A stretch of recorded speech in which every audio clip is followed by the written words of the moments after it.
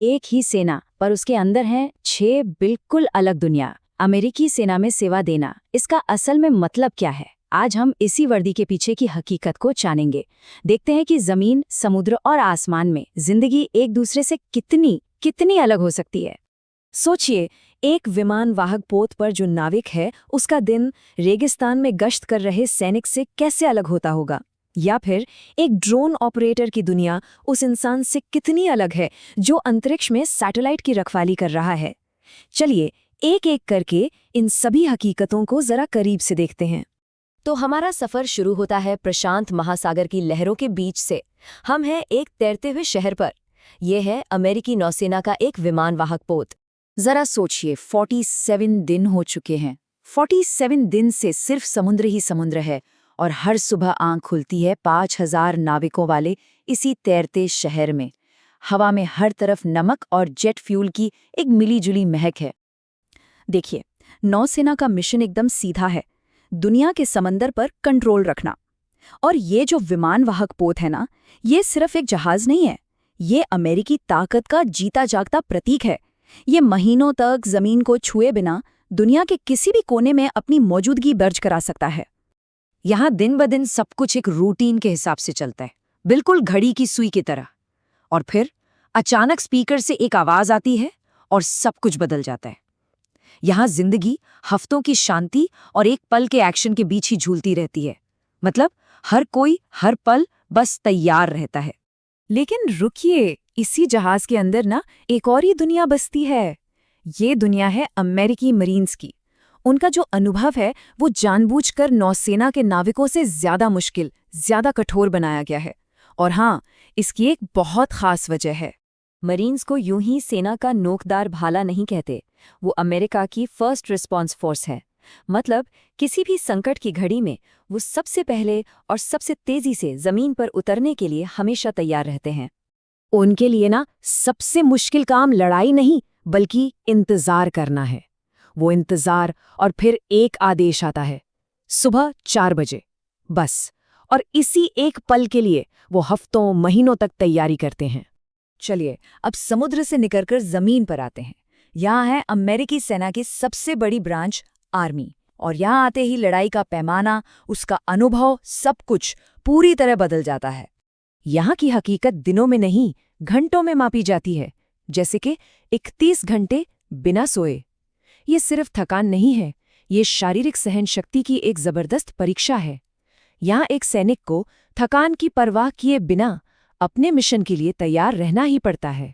और फिर बात आती है वजन की। लगभग 60 पाउंड का सामान। ये सिर्फ एक बोझ नहीं है, ये तो उनके शरीर का एक हिस्सा बन जाता है। एक ऐसा हिस्सा जिसे वो हर कदम पर अपने साथ लेकर चलते हैं। सेना में भले ही 10 लाख से ज्यादा लोग हों, लेकिन असल में एक सैनिक का अनुभव अक्सर एक छोटी सी टुकड़ी तक ही सिमट जाता है। बस वो टुकड़ी, सामने एक ट्रक और एक बहुत ही हाई स्टेक्स मिशन।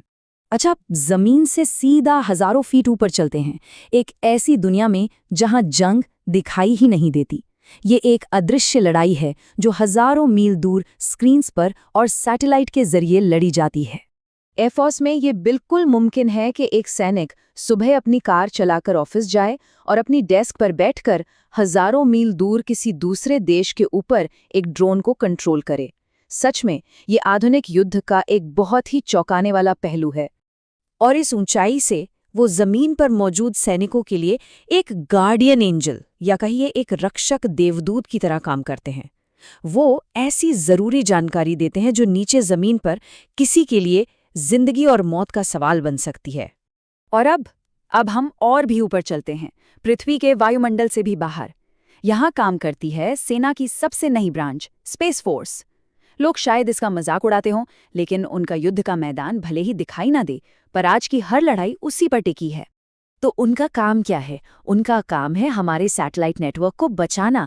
मान लीजिए दुश्मन का कोई सिग्नल हमारे सैटेलाइट को जाम करने की कोशिश करता है, तो ये उसे रोकते हैं, उसे नाकाम करते हैं। और अगर ये ना हो तो जमीन पर पायलट, सैनिक और नाविक सब के सब एक तरह से अंधे हो जाएंगे। तो चलिए अब इन सभी युद्ध के मैदानों से वापस घर लौटते हैं अपने शहरों में।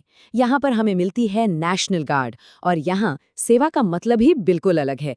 यहाँ एक सैनिक और एक आम नागरिक की जिंदगी एक साथ चलती है। नेशनल गार्ड के सदस्य असल में एक दोहरे जिंदगी जीते हैं। एक तरफ उनकी अपनी रोजमर्रा की जिंदगी है, अपनी नौकरी है, और दूसरी तरफ वो फर्ज है जो उन्हें किसी भी वक्त बुला सकता है। उनका वॉर जोन कोई विदेशी जमीन नहीं होती, बल्कि उनका अपना ही घर होता है। जब कोई तूफान आता है, बाढ़ आती है या जंगलों में आग लगती है, जब भी कोई बड़ी आपदा आती है, तो यही लोग हैं जो सबसे पहले मदद के लिए आगे आते हैं। और ऐसे में जो मिशन है ना, वो बहुत बहुत पर्सनल हो जाता है। सोचिए, एक सैनिक एक परिवार को उनके घर की छत से बचा रहा है, और वो उसी शहर में है जिसे वो पहचानता है। ये उसका अपना राज्य है, उसका अपना घर। तो ये जो एक ही समय में दो इंसान होने का आइडिया है, ये सिर्फ नेशनल गार्ड पर लागू नहीं होता। ये असल में उन सभी लोगों की जटिल और बहुत ही मानवीय हकीकत को दिखाता है जो सेना की किसी भी ब्रांच में सेवा करते हैं। एक सेना, लेकिन अनगिनत हकीकतें।